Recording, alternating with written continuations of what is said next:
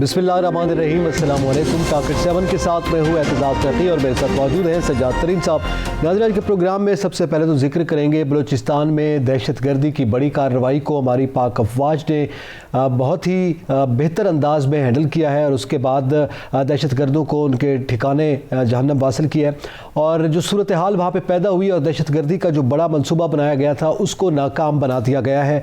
इस वक्त भी मुशीर दाखिला जो कि बलूचिस्तान के उनके मुताबिक जो है वो इलाके को क्लियर करने के लिए ऑपरेशन जारी है और कुछ दहशतगर्दों के तलाश के हवाले से भी ऑपरेशन जारी है। तो इस पर हम ओवरऑल बात करेंगे। इसके साथ साथ हम जिक्र करेंगे कि IMF ने पाकिस्तान की किस्त जारी कर दी है। इसका फैसला कर दिया गया है, $1 अरब पाकिस्तान को मिलेगा, जिसके बाद वज़ीर ख़जाना शौकत तरीन ने यह खुशखबरी भी सुनाई और उसके बाद उसके क्या असरात होंगे पाकिस्तान की मईशत पर और किस अंदाज में वो इस्तेमाल किए जाएंगे, इस पर उन्होंने बात की है। और इसके साथ साथ वज़ीर आज़म पाकिस्तान चूँकि चाइना पहुँच चुके हैं, जिस वक्त हम ये प्रोग्राम कर रहे हैं इस वक्त वो बीजिंग में पहुँच चुके हैं और वहाँ पर मौजूद है। और जैसा कि आप जानते हैं, हमने गुज़िश्ता रोज़ भी इसका जिक्र किया था कि वो विंटर ओलंपिक्स की तकरीबात में शिरकत के लिए वहाँ गए हैं, लेकिन साइड लाइन्स पर ज़ाहिर उनकी मुलाकातें होंगी और कुछ एजेंडा जो पाकिस्तान और चाइना के दरमियान तिजारत के हवाले से, दो तरफ़ा ताल्लुकात के हवाले से, इकनॉमिक और स्ट्रेटेजिक पॉइंट ऑफ व्यू से है, उसको भी वहाँ पर डिस्कस किया जाएगा। तो इसको भी शामिल गुफ्तगू करेंगे। जातरी साहब, सबसे पहले तो दहशतगर्दी का वाक़या बलूचिस्तान में आपको पता है बैरूनी ताकतें हमेशा से, इंडिया बिलखसूस जो है वो कोशिश करता रहा है, अब भी ये कर रहा है कि बलूचिस्तान को डिस्टर्ब किया जाए। नोशकी और पंजगोर में और इसके अलावा केच का भी बताया जा रहा है कि वहाँ पर बड़ी दहशतगर्दी की कार्रवाई करने की कोशिश की गई, जिसे हमारी पाक अफवाज ने नाकाम बना दिया है।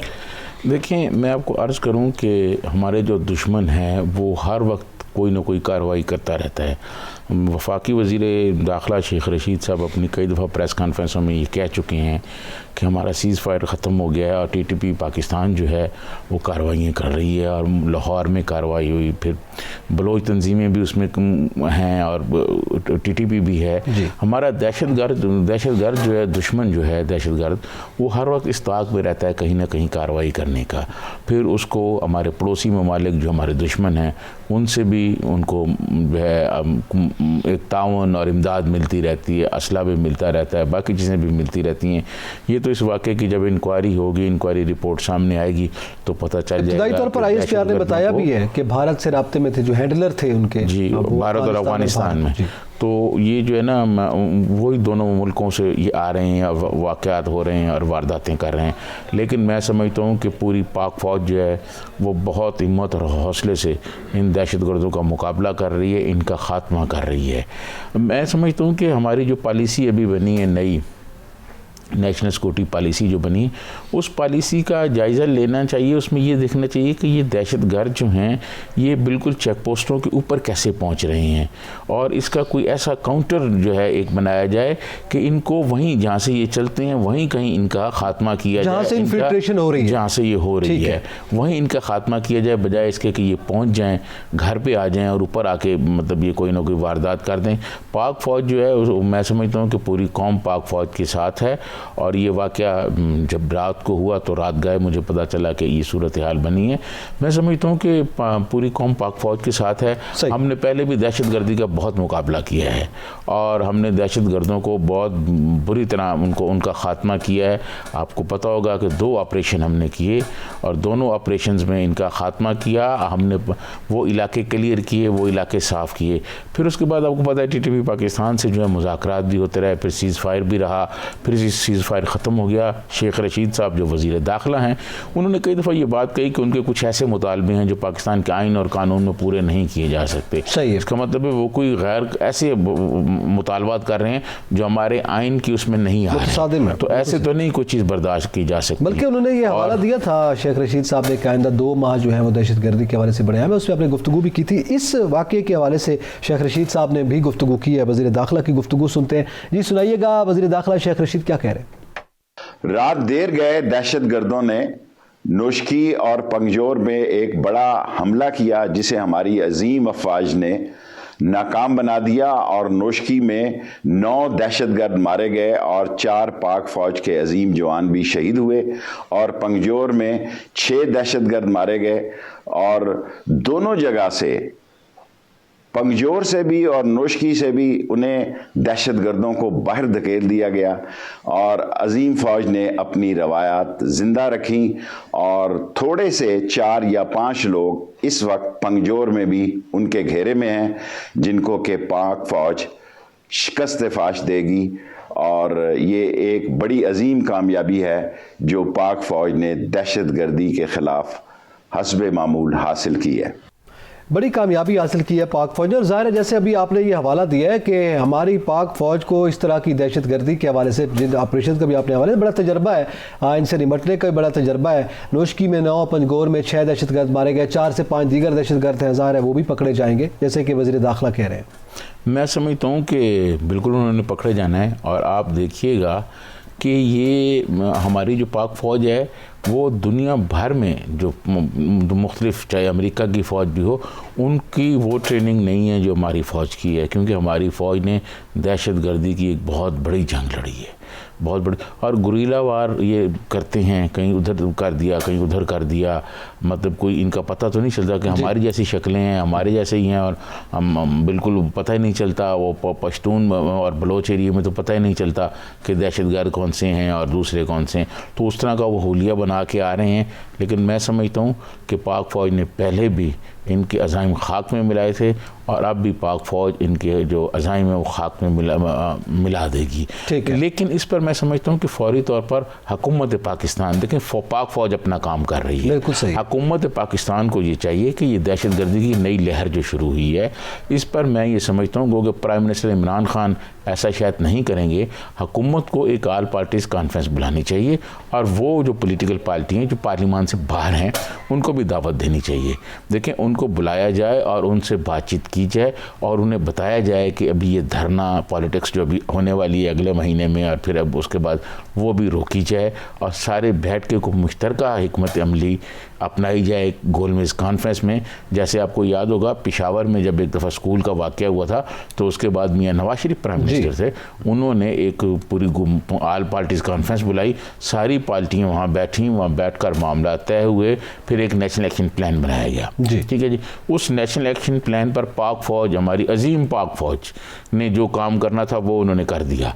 लेकिन जो सिविलियन साइड पे होना था, जो निसाब की तब्दीली का होना था, जो बाकी इश्यूज़ पर होना था, उस पर बहुत सारा काम अभी बाकी रहता है। मौजूदा हुकूमत ने खैर निसाब की तब्दीली की भी कोशिश की, तो वो भी मुतराज़ा कर दिया। निसाब की तब्दीली पर भी हम किसी दिन बात करेंगे, वो एक और नया तनाज़ा खड़ा कर दिया है, वो बहुत मसाइल पैदा हो जाएंगे। तो ये सिविलियन हुकूमत को चाहिए कि वो एक फौरी तौर पर जो नेशनल एक्शन प्लान पे बाकी हिस्सों पर अमल होना है, एक तो वो अमल करें। दूसरा, मैं समझता हूँ कि प्राइम मिनिस्टर इमरान खान को एक ऑल पार्टीज़ कॉन्फ्रेंस बुलानी चाहिए और बैठ के उसमें बातचीत होनी चाहिए। सारी पॉलिटिकल लीडरशिप, देखें बात ये हमारे इख्तलाफात अपनी जगह, लेकिन मुल्क के लिए कम अज़ कम हम सब लोगों को एक जगह इकट्ठा होकर बैठना चाहिए। सबको मुल्क का मफाद है। मैं आपको अर्ज़ करूँ कि देखें जब सारे लोग बैठते हैं ना तो मामला हल कर लेते हैं। जिनेवा मुआहदा जब हुआ, जिनेवा अकार्ड से पहले मोहम्मद खान जिनीजो ने एक गोलमेज़ कॉन्फ्रेंस बुलाई थी और उसमें मोहतरमा बेनज़ीर भुट्टो से पार्लियामेंट में नहीं थी, लेकिन उन्होंने मोहतरमा बेनज़ीर भुट्टो को बुलाया और ज़ियाउल हक को नहीं बुलाया था उस कॉन्फ्रेंस में, और बैठ के एक फ़ैसला किया था जिसके बाद जिनेवा मुआहदा हुआ था। जिनेवा अकार्ड के तहत जो सोवियत यूनियन की फोर्सेस थी वो वापस गई थी। तो कोई ऐसी बात नहीं, चोर डाकू के मुकदमात जो प्राइम मिनिस्टर कहते हैं वो तो चलते रहेंगे, लेकिन इस इशू पर दहशतगर्दी की नई जो लहर आई है इसका मुकाबला करने के लिए हमें कम अज़ कम एक ऑल पार्टीज़ बुलानी चाहिए। बलोच लीडर भी, पश्तून लीडर भी, सबको बैठ के इस मामले को हल करना चाहिए। इस पर मजीद भी बात करते हैं। नाजरीन, यहाँ पे वक्त हो एक ब्रेक का, हमारे साथ रहिएगा।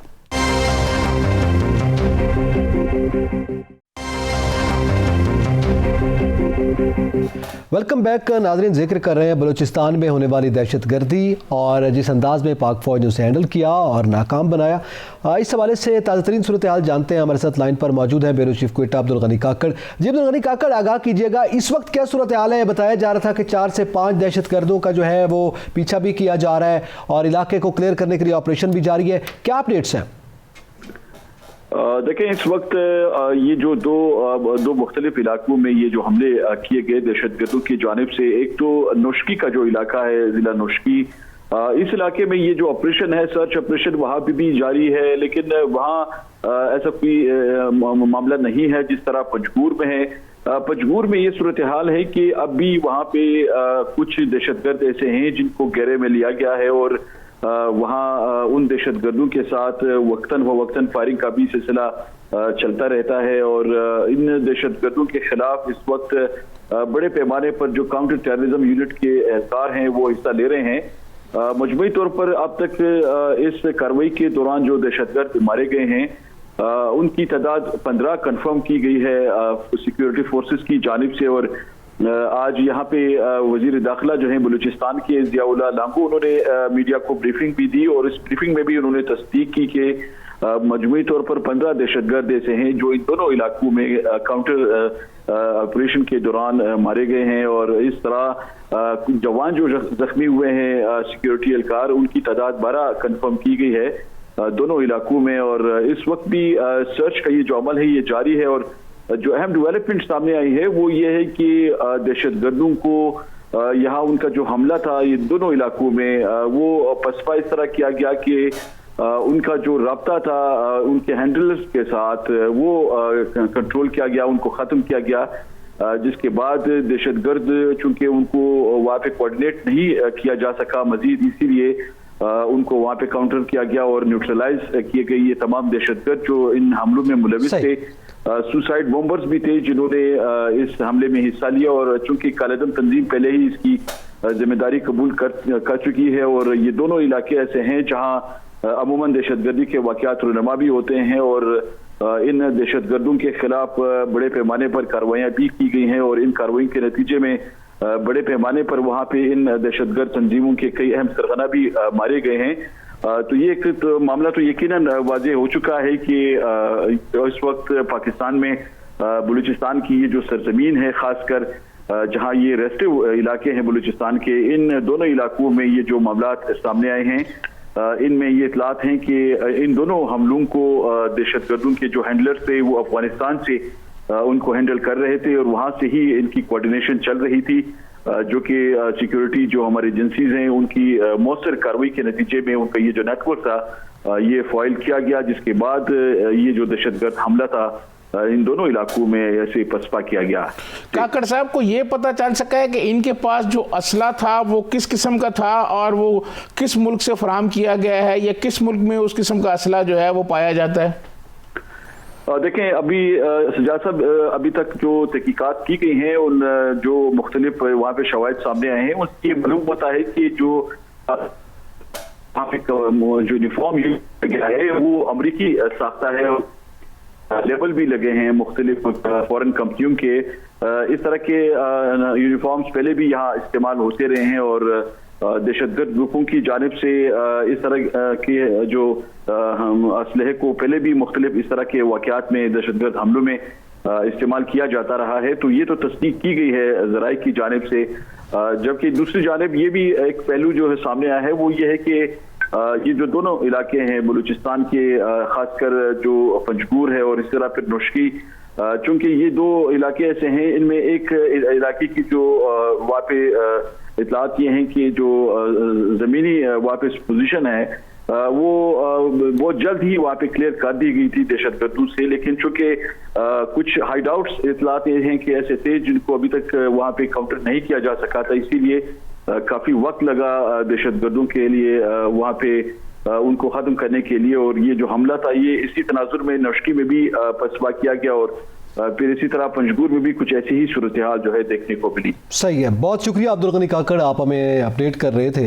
अच्छा ये ज़ियातरीन साहब, अब जिस एरिया जैसे इन दो अजला की बात की नौशकी और पंजगूर, इसके महल वकूफ़ के अतबार से भी मैं चाहूँगा कि आप ज़रा हमारे नाज़रीन को बता दीजिएगा, क्योंकि ये क्यों इतने ज़्यादा फ्रेजाइल हैं कि वहाँ पर इस नौयत की सूरत हाल पहले भी रहती है अब भी रही है और वहाँ से जो है दुश्मन कोशिश करता है कि हमारे मुल्क को डिस्टर्ब करें। देखें मैं आपको अर्ज़ करूँ कि हमारा जो दुश्मन है वो तो कोई मौका हाथ से नहीं जाने देता। लाहौर तो देखे ना कहाँ है जी, और जिस जगह अनारकली में जाके हुआ वो पब्लिक की एक बहुत बड़ी रश वाली गैदरिंग वाली जगह थी, वो तो वहाँ पहुँच गए हैं। तो ये जो इलाके हैं ये तो बलूचिस्तान के उस एरिए में हैं जहाँ से इनकी आमद का जो तरीका है वो ज़्यादा आसान नहीं से वो कर सकते हैं, क्योंकि बिल्कुल उसी लाइन पर हैं जहाँ से इनका गुज़र है, दूसरे लोग भी आते हैं। ये भी मैं ये समझता हूँ कि इनको ये हमें देखना चाहिए कि अमेरिका जो बहुत बड़ा असला अफ़गानिस्तान में छोड़ के गया है, देखें तालिबान ने अफ़गानिस्तान पर कंट्रोल तो हासिल कर लिया है, लेकिन तालिबान की भी अभी पूरे अफ़गानिस्तान में पूरी तरह रेट जो है वो कायम नहीं हो की, और बहुत सारा असला जो अमेरिकी छोड़ के भागे हैं वहाँ से, वो जैसे गनी काकड़ साहब भी अभी बता रहे थे, वो कहीं इनके हाथ भी लगा है, यूनिफॉर्म भी और असला भी यूनिफॉर्म भी और बाकी चीज़ें भी। तो मैं समझता हूँ इस पर ये देखना चाहिए कि ये आखिर कौन लोग हैं, ये किस तरह इनके पास आया और वहाँ इन्होंने कहाँ रखा हुआ है। ये तालिबान के साथ बैठ के, तालिबान हुकूमत के साथ बैठ के इस पर कोई बातचीत होनी चाहिए, क्योंकि ये बहुत नुकसान हो रहा है हमारा। अब हमारा ज़ाहिर है अफगान तालिबान हुकूमत से भी क्या प्रोटेस्ट बनता है, क्योंकि वो तो बार बार इस चीज़ का इजहार कर चुकी है अफगानिस्तान में जो तालिबान हुकूमत है कि उनकी सरजमीन किसी हमसाया मुल्क के ख़िलाफ़ इस्तेमाल नहीं होगी, बल्कि उन्होंने कुछ कार्रवाइयाँ भी की हैं। अब इसके बाद भी ज़ाहिर है उनसे हम कुछ तवक्कुआत रख सकते हैं। देखें, मैं आपको अर्ज़ करूँ कि उन्होंने कार्रवाइयाँ तो की हैं, लेकिन उनकी क्योंकि अपने रेट पूरे अफगानिस्तान में नहीं है, तो वहाँ जो वारलॉर्ड हैं मुख्तलिफ़ किस्म के, वो मुख्तलिफ़ अपनी कार्रवाइयाँ और अपने ग्रुप्स बना के तो बैठे हुए हैं ना, वो प्रॉब्लम क्रिएट कर रहे हैं। वो लोग जो हैं मुख्तलिफ़ कलदम तंजीमें जो हैं, बलोच तंजीमें, उनके साथ भी वो राब्ते में हैं, और जो TTP है उनसे भी राब्ते में हैं। मैं ये समझता हूँ कि ये अब बैठ के ठंडे दिल से ये अब देखने की ज़रूरत है। इंडिया कर रहा है, जैसे कुलभूषण पकड़ा गया, इस नोयत के एजेंट्स हैं, बिल्कुल इंडिया कर रहा है, और अफगानिस्तान से जैसे अभी कहा गनी काकड़ साहब ने भी कहा कि उनको वहाँ से सारी गाइडलाइन मिल रही थी। तो ये चीज़ें बैठ के देखने की ज़रूरत है, और फिर ये सारी पॉलिटिकल क़यादत को इस ये जो नई लहर शुरू हुई है, ये बैठकर सोचना चाहिए कि अब हमें क्या करना चाहिए। देखें, हमारे इख्तलाफात, हमारे मामलात और हमारी सियासत चलती रहेगी। हमें सबसे पहले अपने अवाम को महफूज बनाना है, और अपने अवाम को दहशत गर्दी से, ये जो दहशत गर्द कार्रवाई हैं, इनसे महफूज करना है, मुल्क को महफूज करना है। तो सारी पॉलिटिकल लीडरशिप को, लेकिन इसके लिए मैं समझता हूँ कि जो पहला कदम है वो जनाब प्राइम मिनिस्टर इमरान खान साहब को उठाना चाहिए। लेकिन प्राइम मिनिस्टर इमरान खान साहब ने तो ख़ुद कह दिया है कि मैं न शहबाज शरीफ से हाथ मिलाऊंगा, ना बाकी किसी से मिलाऊंगा। तो जब अगर आप नहीं मिलाएंगे तो फिर कैसे मामला हाथ मिलाना तो वो है ना कि चले आप पॉलिटिकली उसको देख रहे हैं। बैठ के देखें, मैं आपको कौमी सलामती की कमेटियों की जो मीटिंग्स होती रही हैं उसमें भी तो नहीं आए ना, नहीं आते जो मतलब बड़ी अहम, जिसमें आर्मी चीफ जनाब कमर जावेद बाजवा साहब आके ब्रीफिंग देते रहे हैं अपोजिशन और हुकूमती अरकान को, प्राइम मिनिस्टर नहीं आए उसमें। और जो सिक्योरिटी पॉलिसी बनाई है उसमें उनको नहीं कहा गया। तो मैं ये समझता हूँ वो जो सिक्योरिटी, नेशनल सिक्योरिटी पॉलिसी बनाई है, उसको पार्लियामान में भी डिस्कस करना चाहिए। पार्लियामान में बहुत मतलब ज़ीरक लोग बैठे हुए हैं, वो उसकी कोई ना कोई और उसमें बेहतरी की तजावीज़ दे सकते हैं, उन पर भी गौर करना चाहिए। मोहित यूसुफ साहब को इतने बड़े थिंकर तो नहीं है। मोहित यूसुफ साहब एक अमेरिका के थिंक टैंक में ही काम करते थे ना, तो ये इस तरह की पॉलिसी तो अब जो मतलब किसी से लिखवानी है तो नेट पे 1400 पड़ी हुई हैं। आप किसी से किसी को भी मेल कर दें, किसी भी थिंक टैंक को, वो सारी ड्राफ्टिंग मिल जाती है आपको। लेकिन बैठ के इस पे अमल दरामद कैसे करना है, ये पॉलिटिकल लीडरशिप को देखें। पाक फौज अपना काम कर रही है, सही है। अब पाक फौज के साथ साथ जो पॉलिटिकल लीडरशिप है और जो हुकूमत की जिम्मेदारी है वो पूरी करनी चाहिए, उनको सामने आना चाहिए, सारी अपोजिशन की जमातों को बिठाना चाहिए। और ये जो दहशतगर्दी की नई लहर शुरू हुई है, और जिसमें जनाब वज़ीर दाखिला शेख रशीद साहब ने कहा है कि अगले 2-3 माह बहुत अहम है, इसमें ये अपोजिशन का जो एहतजाज हो रहा है उसको रिक्वेस्ट करनी चाहिए। देखें, रिक्वेस्ट धमकी अमेज में शेख रशीद साहब को नहीं करनी चाहिए कि ये होगा तो फिर ये होगा। वो एक मैं समझता हूँ हुकूमत के पास बहुत सीनियर लोग मौजूद हैं, परवेज़ खटक साहब हैं और बहुत सारे लोग हैं, शफकत महमूद साहब हैं, उन पर मुश्तमिल एक कमेटी बनाएं और ये सारी अपोजिशन जमातों के पास जाएं और मामलात को आराम से बैठ के इसको हल करना चाहिए, कोई हल तलाश करना चाहिए। बिल्कुल सही, एक वक्त भेजना चाहिए जो कि बाकायदा गुफ्तगू करे और संजीदा तौर पर इन मामलात को हल किया जाए। नाज़रीन, जहाँ पे वक्त तो एक ब्रेक का, हमारे साथ रहिएगा।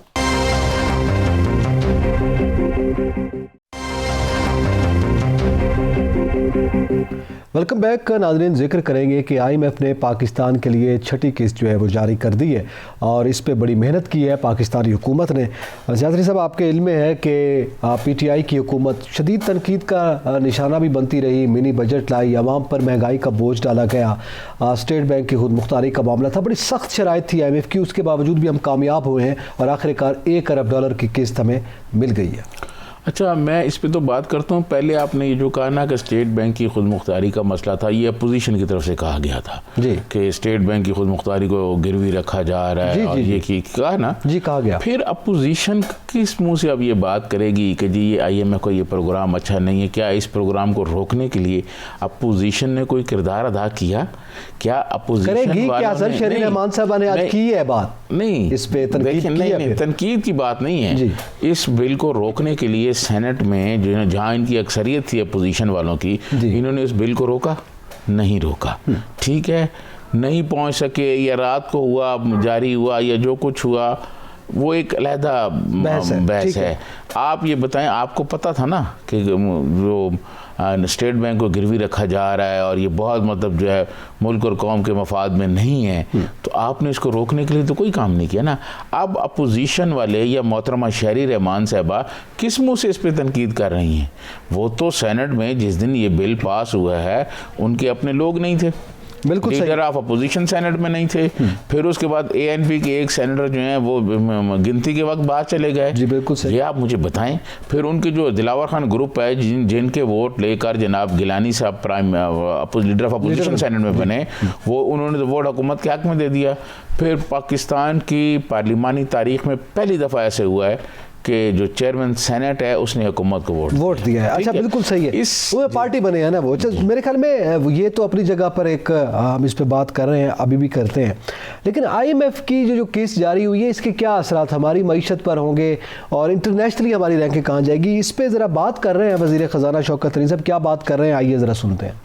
जो कल IMF ने हमारी 6 ट्रांच जो अप्रूव किया है, ये पाकिस्तान की इकॉनमी के लिए एक बहुत ही खुशाइन चीज़ है, क्योंकि इसका मतलब है कि IMF जो हमारी जो इस वक्त इकनॉमिक स्ट्रेटजी है उससे एग्री करती है, और इंशाल्लाह ये जो अप्रूवल आई है इससे हमारी इकॉनमी में एक स्टेबिलिटी आएगी, हमारी करेंसी में स्टेबिलिटी आएगी। दूसरा, हम लोग इस वक्त जा रहे हैं चाइना। ये चाइना का जो ट्रिप है ये बहुत ही इम्पोर्टेंट है हमारे लिए, पॉलिटिकली भी इम्पोर्टेंट है लेकिन इकोनॉमिकली भी बहुत इम्पोर्टेंट है, बिकॉज़ हम चाइना को ये कहने जा रहे हैं कि आप हमें हेल्प करें, आप अपनी इंडस्ट्री को बाहर मुल्कों में लेके जा रहे हैं। जी, गुफ्तगू सुनी आपने शौकत तरीन साहब की। IMF के हवाले से वो ये कह रहे हैं कि इसके बड़े मुस्बत असरात होंगे। एक तो उन्होंने ये बात की अपोजिशन की तरकीद अपनी जगह पर, मामलात अपनी जगह पर, लेकिन एक उन्होंने ये बात की कि जनाब एतमाद किया है IMF ने, ज़ाहिर है दुनिया का एक बड़ा इदारा है, हमारी मुआशी पॉलिसियों पर, और ये उसके एतमाद का इजहार है। ज़ाहिर है इसके मुस्बत असरात इंटरनेशनली भी होंगे। लेकिन ये शौकत तरीन साहब ने बात ठीक कही है। IMF ने हमें जो कहा कि आपने यही इकदाम करने हैं, हुकूमत ने वो किए। उन्होंने कहा ये बिल जो है आपने पार्लिमान से पास कराना है, वो पार्लिमान से पास हुआ, ठीक है, और जो भी उन्होंने कहा हमने किया।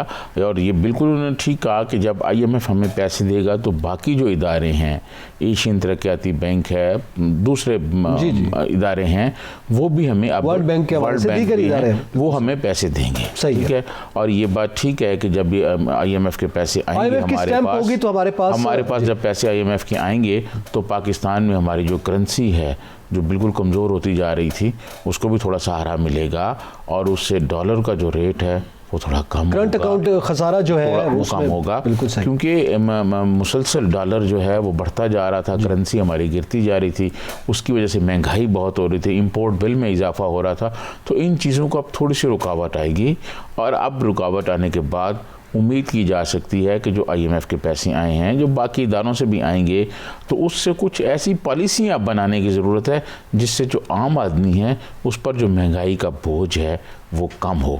देखिए जो पॉलिसी बन गई उससे तो आप वापस नहीं जा सकते। देखिए मैं आपको अर्ज करूं, आ गया, जाहिर है वो बात बिल्कुल आपकी ठीक है, पेट्रोल भी महंगा होगा, अभी IMF की शराइत से तो हम देखिए जब पेट्रोल महंगा होगा तो सारी चीज़ें महंगा होंगी, लेकिन हुकूमत रोज़गार के ज़राए तो पैदा कर सकती है ना, कि ज़्यादा से ज़्यादा रोज़गार हो, किसानों को खाद जो है बर वक्त फराहम की जाए ताकि हमें गंदम इंपोर्ट ना करनी पड़े।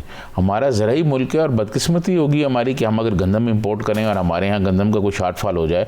ये जो चीज़ें, ये पॉलिसी हैं, ये हुकूमत को देखनी होगी, अपनी पॉलिसियाँ बेहतर बनानी होगी और उन पॉलिसियों पर अमल दरामद करना होगा। शौकत तरीन साहब ने अभी जो आप गुफ्तगू सुना रहे थे, उन्होंने ये कहा कि हम चाइना से बात करेंगे और चाइना को कहेंगे कि अपनी इंडस्ट्री पाकिस्तान में लाओ, यहाँ लगाओ और यहाँ पर प्रोडक्शन करो। ये मैं समझता हूँ एक अच्छा प्लान है कि यहाँ जब आएंगे तो हमारे जो बेरोजगारी है उसमें कमी आएगी, हमारे लोगों को भी नौकरियां मिलेंगी। स्पेशल इकोनॉमिक जोन्स वो कह रहे हैं हमने ऑपरेशनल कर दिए हैं तो हम उनको कायल करें। ये बिल्कुल ज़रूरी है, ये ऐसा होना चाहिए। देखिए IMF जो है ये एक ऐसा साम्राज्य इदारा है कि जब से हम पैदा हुए हैं हम ये सुन रहे हैं IMF और पता नहीं जितने हमने पैसे लिए उससे डबल ट्रिपल हमने दे दिए हैं, फिर भी उनका सूद बढ़ता जा रहा है। इस IMF से भी जान छुड़ाने के लिए इस हुकूमतों को प्लान करना चाहिए कि IMF का जो ये जाल हमारे इर्द गिर्द बुन दिया गया है और जिस जाल में हम निकल नहीं सकते, विशेष सर्कल है, उससे कैसे निकला जाए उसके लिए को प्लान करना चाहिए कि हमें मुस्तकबिल में IMF के पास ना जाना पड़े, फ्यूचर में IMF के किसी प्लान के हमें कोई पैसे ना लेने पड़े, क्योंकि वो जब कोई आदमी पैसे देता है जी तो वो फिर अपनी शराइत भी देता है। बिल्कुल ठीक है। वो हमारे मुल्क की माशी हालत देखते हैं, फिर वो सख्त शराइत लगाते हैं।